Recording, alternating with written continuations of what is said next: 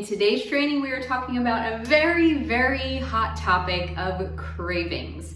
How do we address cravings? Do we indulge them? Do we not? We're going to go through all of that today, as well as understanding what happens in the brain when you indulge in the cravings. And when it comes to cravings, for the sake of today, I'm talking about those cravings where you actually want junk food. You're like, I really want that McDonald's drive-thru. I really want that whole thing of Oreos. Like, those are the cravings I'm talking about. I'm not talking about you craving a piece of broccoli, because as weird as that is, I actually crave broccoli sometimes now.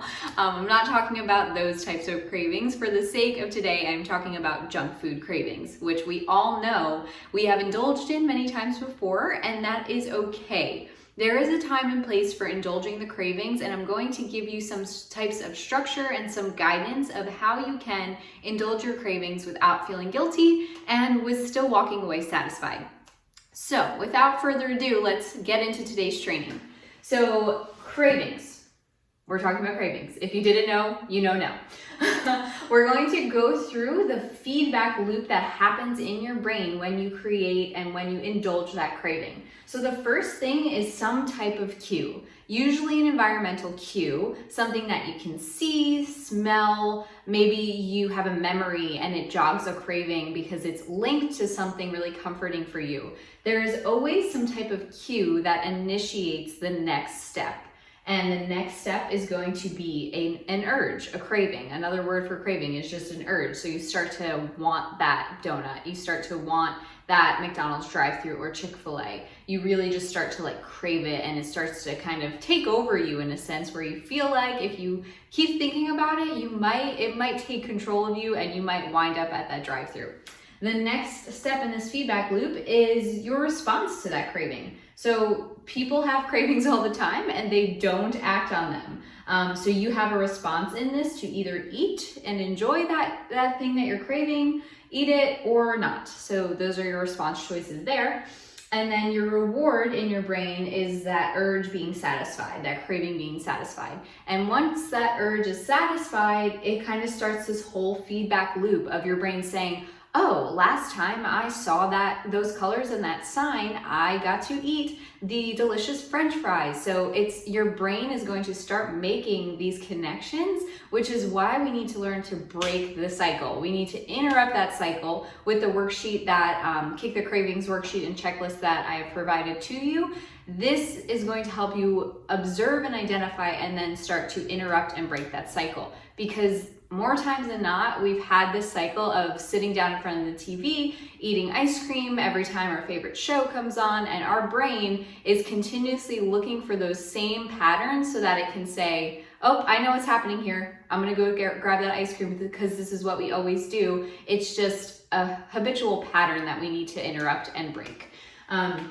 So then moving over to kind of some 3 steps and guidance to give you on where to start if you're just starting to think about cravings, think about how to work through them, because odds are you're going to crave things in your life. I crave things. I've been on my fitness and wellness journey for well over 10 years now, and it is always something comes up. But it's not as strong as it used to be, which is the major difference. It used to feel like I was out of control with my cravings and that I had to just give in to them because I was gonna not make it if I didn't, but that's just not true. And there is a time and a place where you can indulge those cravings. And I'll get to that in just a second. It is also on your worksheet. So the first step is just to start observing and identifying.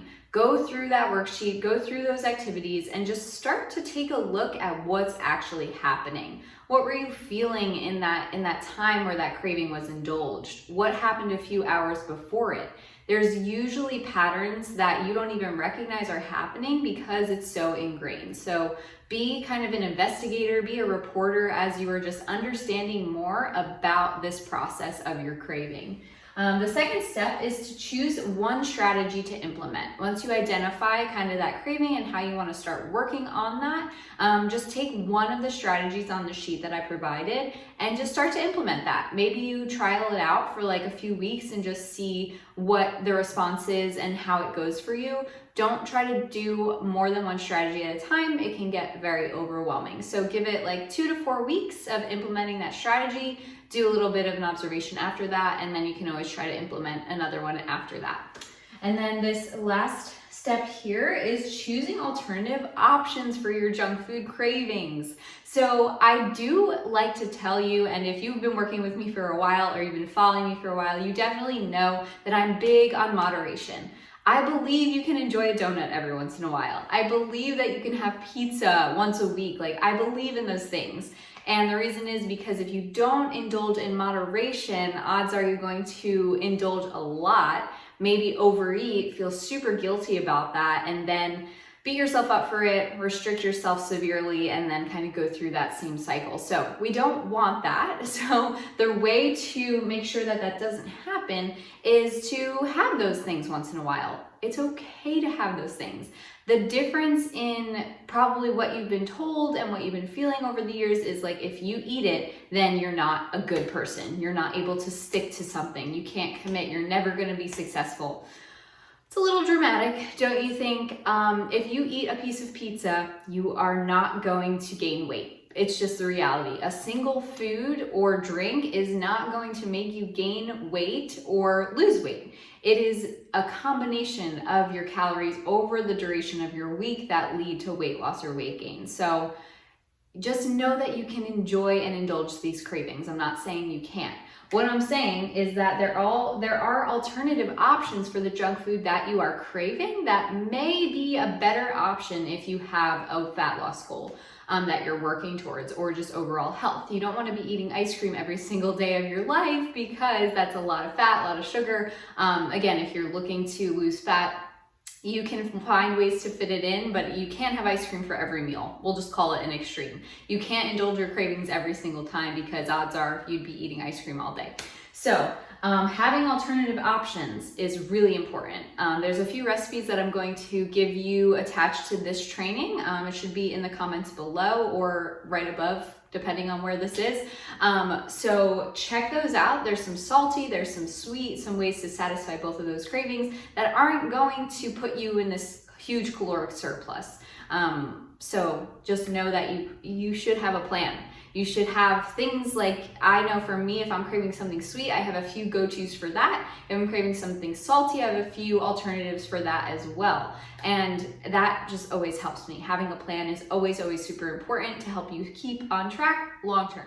And the last thing I'll say about these alternative options here is that you don't only want to use that one strategy for helping you work through your cravings. The reason being is, if we look back to our feedback loop, if we're craving a donut and we have a healthy donut, and then, or we crave the healthy donut and then we eat the healthy donut, and then we have that urge being satisfied, you're still creating a feedback loop of craving and reward, craving and reward. So while I think that that is a great option for helping you satisfy those cravings, like short term, I think that looking over the other strategies and understanding where that craving may be coming from is really the most important thing.